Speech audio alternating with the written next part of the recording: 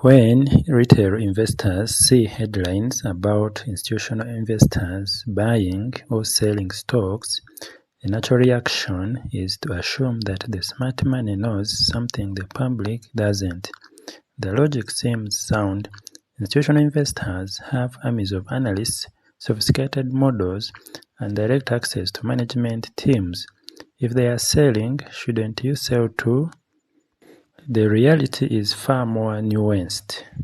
The 13F filing that triggered this market beat alert is a regulatory disclosure document required by the SEC, but it comes with significant limitations that are crucial for investors to understand. For instance, Patriot Financial Group Insurance Agents LLC reduces stock position in Palantir Technologies. Now, this is the institutional entity executing the trade. According to its 13F filings, Patriot Financial Group Insurance Agents is an investment management firm based in the United States. At the end of the first quarter of 2026, the firm managed approximately $1.8 billion in assets across 701 stock positions.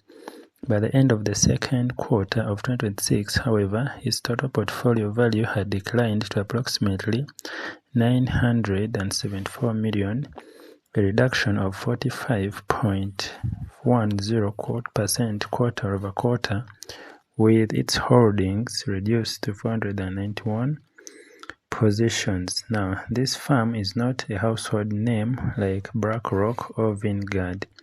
It is a relatively small, specialized institutional investor. This matters because smaller institutions often have different investment mandates, risk tolerances, and time horizons compared to mega funds. A 99.82% reduction in a single position for a smaller firm may represent a portfolio reallocation decision, a risk management move, or a tactical trade rather than a fundamental negative view on the underlying company. So this reduction was done in Palantir Technologies, and the subject of the reduction being Palantir Technologies, a company that had just delivered what management described as otherworldly second quarter results on August 3, 2026, just 13 days before this market beat alert was published. Palantir's Q2 results featured 93% year-over-year revenue growth to $1.94 billion, 149% U.S. commercial growth, a 62% adjusted operating margin, and a Rule of 40 score of 155. What this means for investors: institutional buying and selling is a routine part of capital markets.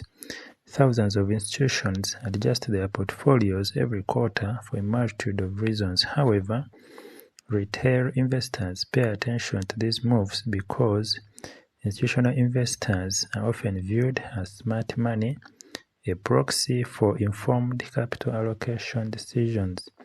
When an institution sells a significant portion of a holding, it raises a natural question. Does this institution know something negative about the company that the broader market has not yet priced in? The critical framework that every investor must immediately establish is this: the 13F filing is backward-looking data. The position being reported is as of June 30th, 2026. The filing is being reported in mid-August 2026. So the transactions being disclosed occurred 6 weeks ago. So in that 6-week period, Palantir reported its blowout Q2 earnings, raised full-year guidance to approximately $8.15 billion, and the stock rallied significantly. So the institution's decision to sell was made without the benefit of knowing the Q2 results that were announced on August 3rd. So several other institutional investors also made changes. Patriot Financial Group is not an island. In the same quarter, other institutions were also adjusting their Palantir positions. For example, Goldvest Advisory reduced its Palantir holdings by 92.1% in Q2, selling 33 2,549 shares, leaving 2,888. PFG Advisors increased its Palantir holdings by 13.6% in Q2, buying an additional 3,936 shares. Now, this creates a picture of institutional divergence, where some are selling aggressively and others are buying, and there is no unified consensus. 45.65% of the stock is now owned by institutions and hedge funds. This means that institutional investors collectively hold under half of Palantir's outstanding shares. The remaining 54.35% are held by retail investors. What does this mean for investors? The 45.65% institutional ownership, the figure carries several significant implications. Implication 1 is retail-dominated shareholder base is equal to higher volatility. If you're enjoying the stock news so far, please like, share, and subscribe. Let's continue. A stock with a retail-dominated float over 54% retail is inherently more volatile than one with high institutional ownership. Retail investors tend to be more emotional, more prone to momentum chasing, and more likely to panic sell during market downturns. Conversely, they amplify rallies on the upside. This explains why Palantir often experiences double-digit percentage moves on relatively minor news, even when the underlying business is performing well. Implication 2, the liquidity cushion effect. Institutional ownership of 45.65% is relatively low for a large cap stock with a 417 billion market cap. Many mega cap tech stocks have institutional ownership between 70% and 90%. The lower institutional ownership implies that there is a significant pool of potential future buyers. If Palantir continues to deliver exceptional operational results over the next several quarters, major institutional buyers who are currently on the sidelines may begin to build positions, providing a strong support tailwind for the stock.